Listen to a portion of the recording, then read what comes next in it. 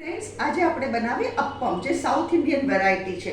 એના માટે મેં શું કર્યું છે, એકદમ નાની વાડકી 4 વાડકી ઉકડા ચોખા, દેટ ઇઝ બોઇલ્ડ રાઈસ, અને એક નાની વાડકી એ જ માપની અડદની દાળ. અડદની દાળમાં મેં ચપટીક પૌવા નાખ્યા અને 4 દાણા મેથીના દાણા નાખ્યા, અને એને બેને અલગ અલગ 6 hours માટે સોક કર્યા, અને પછી એને ગ્રાઇન્ડ કર્યા અને 7 to 8 hours માટે એને ફર્મન્ટ થવા દીધા. આ છે આપણું બાટર.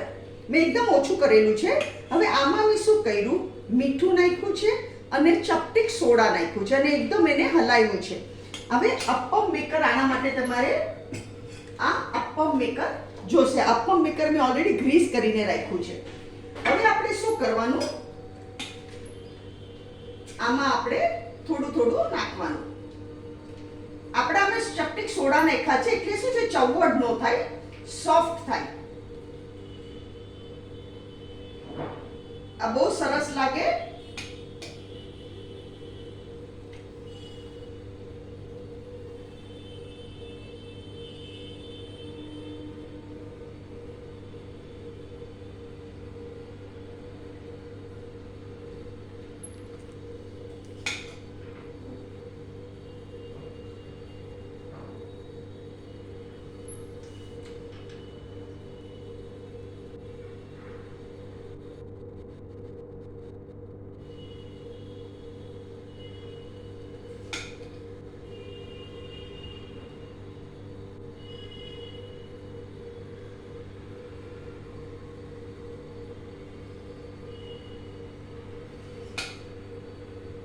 આપણું બધું ફિલ થઈ ગયું.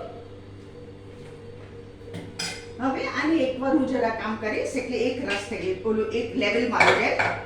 જો એકદમ લેવલમાં આવી ગયું. હવે ગેસ ઉપર મૂકું છું. આને એકદમ ધીમા તાપે જ કરવાનું, જો ફાસ્ટ ગેસે નહીં કરવાનું, અને સ્લો ગેસ પર જ કરવાનું.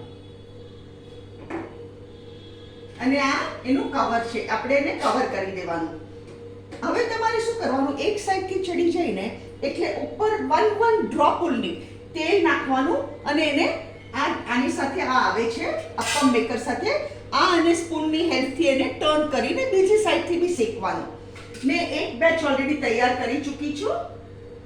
આ છે આપણા અપ્પમ, અને આ એની સાથે મેં કોકોનટ ચટણી, જેની મેં રેસીપી મારી ચેનલ પર શેર કરેલી છે. આ જો કેટલા સોફ્ટ અને ટેસ્ટી અપ્પમ થાય છે, એકદમ ટેસ્ટી લાગે. તમે આ વેરાયટી જરૂરથી ટ્રાય કરો. કમેન્ટમાં જરૂરથી લખો મને.